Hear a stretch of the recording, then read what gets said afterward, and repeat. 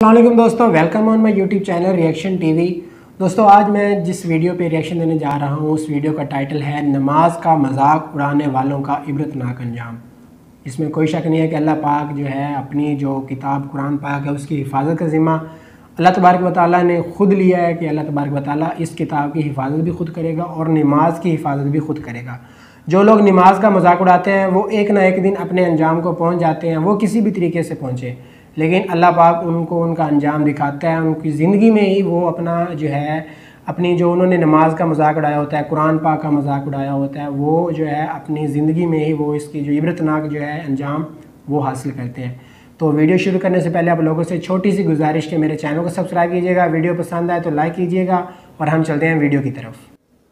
ख़वातीन हज़रात, एक ज़माने की सुपर पावर रशिया लंबे अरसे तक कम्युनिज्म के रंग में रंगा रहा है। कम्युनिस्ट नजरियात को अगर आसान अल्फाज में बयान किया जाए तो ये लोग अल्लाह के वजूद के मुनकर होते हैं, और जाहिर सी बात है जो अल्लाह के वजूद का ही इनकार करते हैं तो वो अल्लाह रब्बुल इज़्ज़त के भेजे हुए अदियान में से किसी भी दीन पर भी क्यों यकीन रखेंगे। और मजहब को इन्होंने न सिर्फ सरकारी सतह से बल्कि जाती जिंदगियों से भी बेदखल कर डाला था। यही वजह थी कि यहाँ पर फहाशी, उरियानी और बेहयाई का एक सैलाब था। अगरचे हाल ही में रशियन प्रेसिडेंट व्लादिमीर पुतिन ने ये ऐलान किया था कि रशिया एथियज्म यानी खुदा के वजूद से इनकारी होने के बाद दोबारा क्रिश्चियनिटी यानी ईसाइयत की जानिब लौट रहा है, लेकिन चूंकि एक लंबा अरसा लादीन लोग यहाँ पर बसते रहे हैं, मजहब उनकी जिंदगियों से गायब रहा है, चुनाचे वो अपनी आजाद ख्याली में मजहब की अक्सर तौहीन करते ही रहते हैं और खुसूसन उनकी इस्लाम दुश्मनी। रशिया के एक टेलीविजन शो में जब रियासत के मामलात में मजहब की वापसी पर बहस मुबाहिसा हो रहा था तो शो में शरीक एक खातून ने इस्लाम का मजाक उड़ाने के लिए नीम बरहना लिबास में वहीं लाइव टेलीविजन पर नमाज की कॉपी करना शुरू कर दी।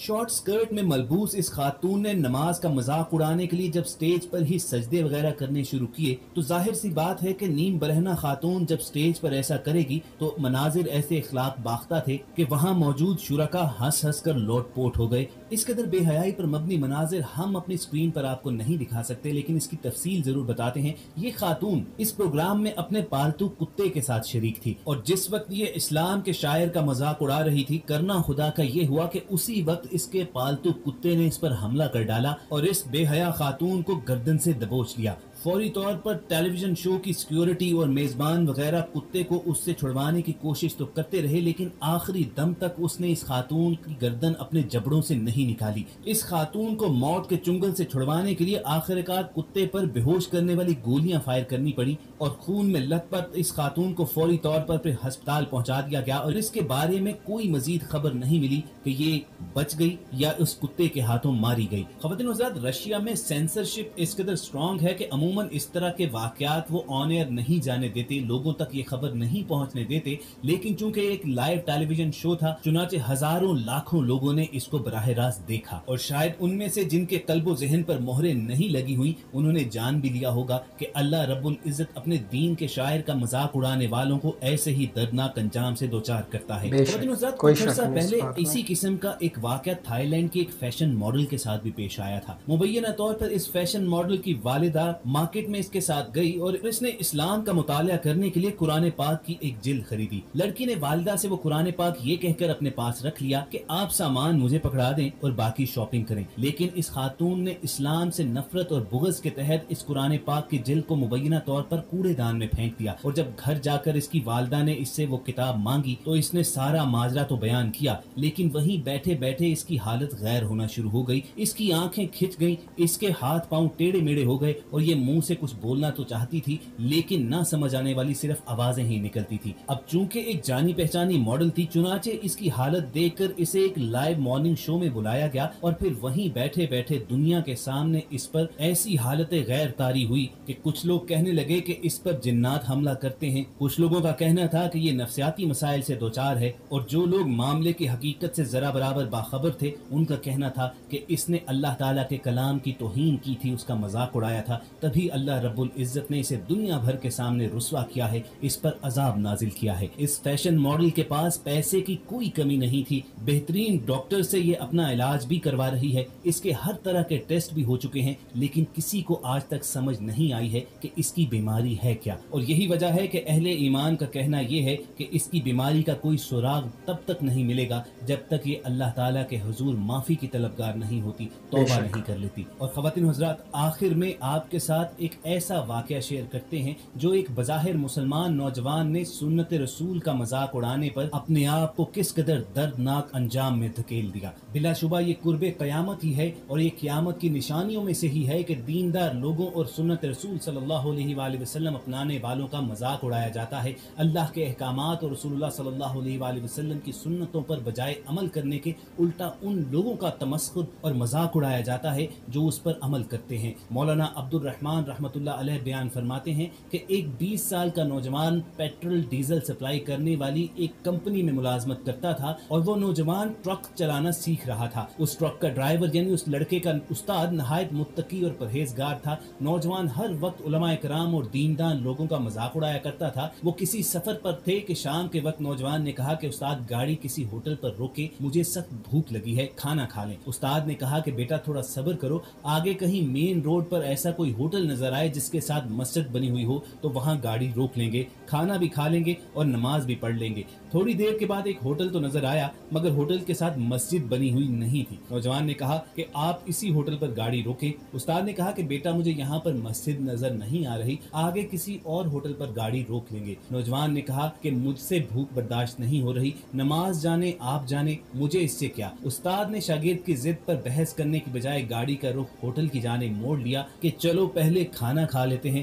بعد میں کسی ہوٹل یا پیٹرول پمپ پر گاڑی روک کر نماز بھی ادا کر لیں گے۔ جب ہوٹل پر گاڑی رکی تو استاد نے اپنے اس نوجوان شاگرد سے بولا کہ آپ نیچے اتریں اور گاڑی کے ٹائر وغیرہ کی ہوا چیک کریں، میں ذرا قضائے حاجت کے لیے بیت الخلاء جا رہا ہوں، ٹائر چیک کرنے کے بعد ہاتھ دھو کر کھانے کا آرڈر دے دینا۔ نوجوان نے ٹائروں کو ہاتھ مار کر چیک کیا اور بغیر ہاتھ دھوئے کھانے کا آرڈر دے دیا۔ استاد بیت الخلاء سے فراغت کے بعد ہاتھ دھو کر کھانے کی میز پر آ بیٹھا اور کھانا لگ گیا۔ نوجوان نے جو ہی کھانے کی جانب ہاتھ بڑھایا تو استاد کی بغیر دھلے ہوئے ہاتھوں پر نظر پڑ گئی۔ اس نے کہا کہ بیٹا پہلے آپ ہاتھ دھو کر آئیں، آپ کے ہاتھ گندے اور کالے ہیں۔ استاد نے کہا کھانا شروع کرنے سے پہلے دونوں ہاتھوں کو اچھی طرح دھو کر اور بسم اللہ پڑھ کر کھانا ہمارے پیارے نبی حضرت محمد صلی اللہ علیہ وآلہ وسلم کی سنت ہے۔ جس پر نوجوان نے کہا کہ استاد میں نہیں مانتا، ہاتھ دھونے یا نہ دھونے سے کیا فرق پڑتا ہے، بعد میں بھی ہاتھ گندے ہی ہونے ہیں، یہ سب آپ لوگوں نے اپنی طرف سے گھڑی گڑائی باتیں بنائی ہیں۔ ابھی اس نوجوان نے بغیر دھلے ہاتھوں سے بمشکل 5 یا 6 روٹی کے لقمے ہی کھائے ہوں گے کہ ایک دم اس کا چہرہ سیاہ ہونے لگ گیا، منہ اور ناک سے زہریلا کالا خون نکلنے لگ گیا، اور وہیں میز پر بیٹھے بیٹھے اس نوجوان کی جان نکل گئی۔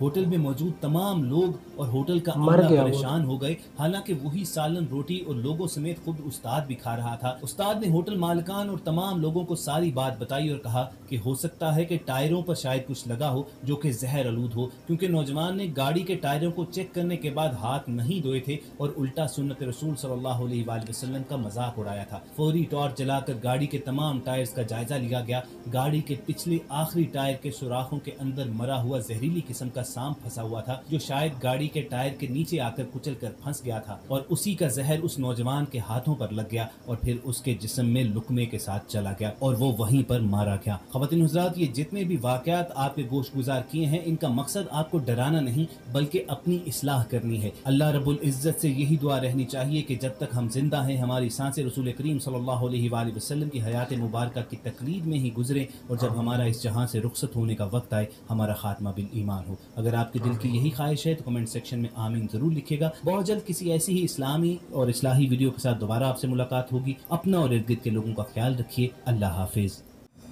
جی تو آپ نے دیکھی ان کی جو ویڈیو تھی، ایک کلپ تھا ویڈیو کا،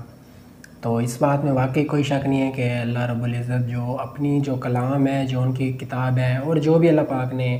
اپنے جو پیغامات ہم تک پہنچائے ہیں ان کی حفاظت کرنا اللہ پاک ان کے ذمہ اللہ پاک نے خود اٹھایا ہے کہ اللہ پاک نے ان کی حفاظت خود کرنی ہے۔ اور جو لوگ بھی اسلام کا مذاق اڑاتے ہیں اور اسلام کو برا بھلا کہتے ہیں اور نماز کا مذاق اڑاتے ہیں اور قرآن مجید کا مذاق اڑاتے ہیں تو ان کو ان کے گناہوں کا انجام اسی دنیا میں ہی مل جاتا ہے۔ جس طرح انہوں نے پہلا واقعہ بیان کیا کہ ایک لڑکی جو تھی وہ لائیو